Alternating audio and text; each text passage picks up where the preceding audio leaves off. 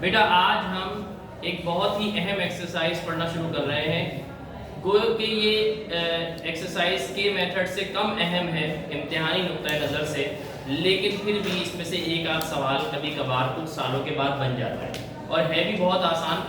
अगर हम थोड़ा सा दिमाग इसमें लगाएंगे तो इंशाल्लाह हमें ये कोई मुश्किल नहीं लगेगी। ठीक है, सबसे पहले हमें इस पर कुछ थ्योरम्स पढ़ने पड़ेंगे, थ्योरम्स ऑफ प्रोपोर्शन के नाम से। थ्योरम कह लो, प्रॉपर्टीज कह लो, ठीक है। मेरी ज़बान से बार बार इस पर प्रॉपर्टी निकलेगी और थ्योरम्स कब निकलेंगे तो इसको समझ जाना कि ये थ्योरम्स ऑफ प्रोपोर्शन की ही बात हो रही है। थ्योरम्स ऑफ प्रोपोर्शन समझने के लिए जरा स्टार्ट करते हैं बेटा। पहले थ्योरम का नाम है बेटा, पहले थ्योरम का नाम है इनवर्टेंडो। क्या नाम है बेटा? इनवर्टेंडो। इनवर्टेंडो थ्योरम ये कहता है इफ ए रेशो पी बराबर है सी रेशो डी के, अगर ए रेशो बी बराबर है सी रेशो डी के, तो इस रेशो को ये प्रोपोर्शन इस प्रोपोर्शन के बराबर होगा। यानी यहाँ आप b को पहले लिख सकते हो, a को बाद में लिख सकते हो, और यहाँ पर d को पहले लिख सकते हो, c को बाद में लिख सकते हो। आप इनवर्टेंडो थ्योरम का नाम लेके आप इसमें ये तब्दीली ला सकते हो। a रेशो b को b रेशो a कर दोगे और c रेशो d को d रेशो c कर दोगे। नाम किसका लोगे? भाई का नाम लोगे। किसका नाम लोगे बेटा? भाई का नाम लोगे। तो इनवर्टेंडो भाई का नाम लोगे, ये वाला भाई इनवर्टेंडो वाला, आप क्या समझ रहे हो? तो ये जब नाम लोगे तो फिर आप इसको तब्दील कर सकते हो। सही है। ऑल्टरनेंडो थ्योरम क्या कहता है कि अगर a रेशो b है बराबर है c रेशो d के, a रेशो b बराबर है c रेशो d के, तो आप इसको तब्दील कर सकते हो a रेशो c के, a रेशो c के, और b को c से तब्दील कर सकते हो। a रेशो b बराबर है c रेशो d के, तो आप b और c को आपस में तब्दील कर सकते हो। किसका नाम लेके? भाई का। हाँ, भाई का नाम लेके, ऑल्टरनेटो का नाम लेके।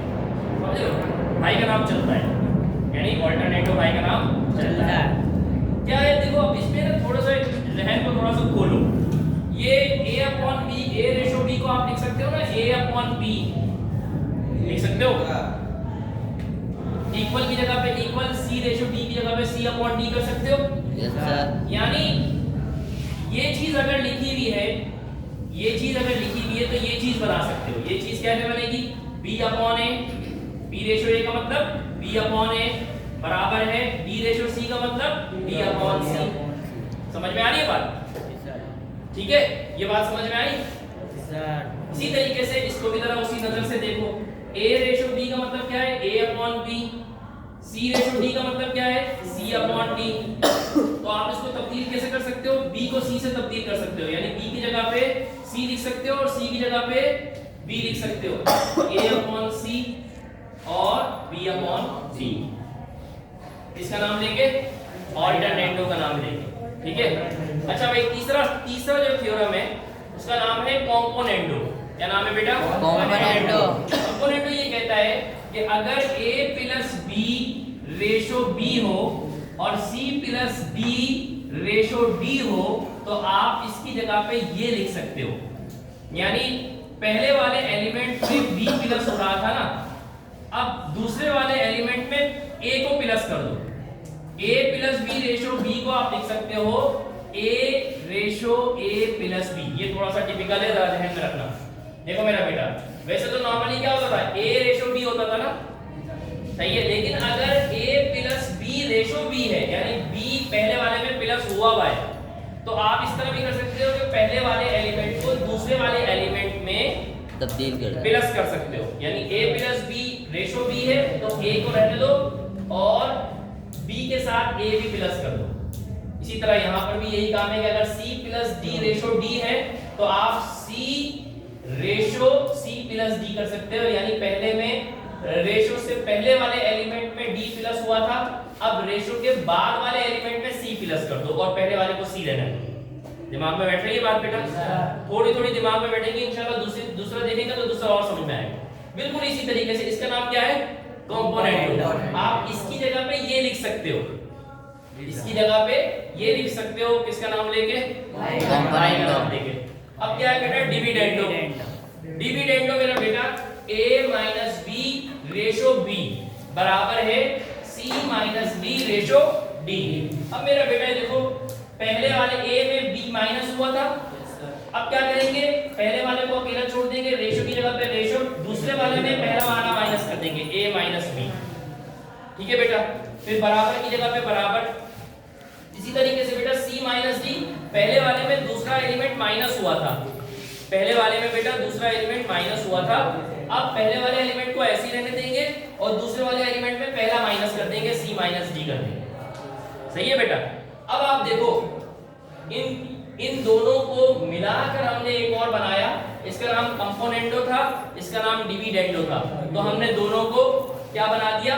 Componendo and dividendo. ये डिविडेंडो से गिली डंडा याद नहीं आना चाहिए, वो डिविडेंडो याद आना चाहिए। Componendo and dividendo. अगर a रेशो b बराबर है c रेशो d के, तो अब पहले वाले एलिमेंट में दूसरे वाले को प्लस कर दो और दूसरे वाले एलिमेंट में पहले वाले को माइनस कर दो। a plus b ratio a minus b बराबर होगा c plus d ratio c minus d के।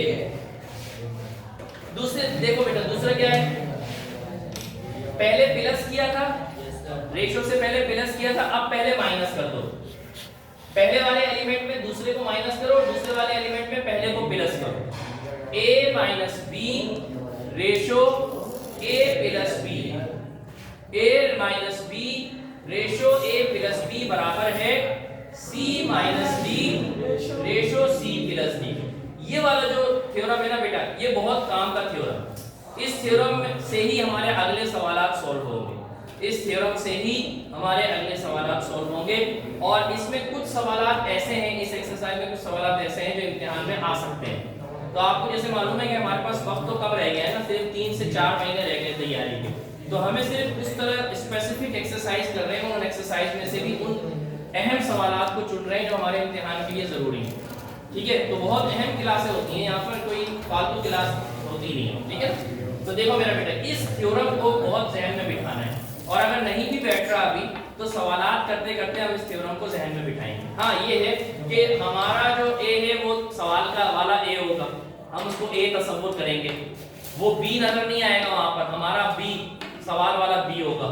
जैसे हम फार्मूले में a plus B whole square का फार्मूला अप्लाई करते थे, तो मैं कहता था ना हमारा वाला a, हमारा वाला b है, हमारे सवाल का a, हमारे सवाल का b, a स्क्वायर फार्मूले में है तो हमारा a का स्क्वायर, अब वो एक ही जगह पे x भी हो सकता है, एक ही जगह पे y भी हो सकता है, एक ही जगह पे कुछ भी हो सकता है।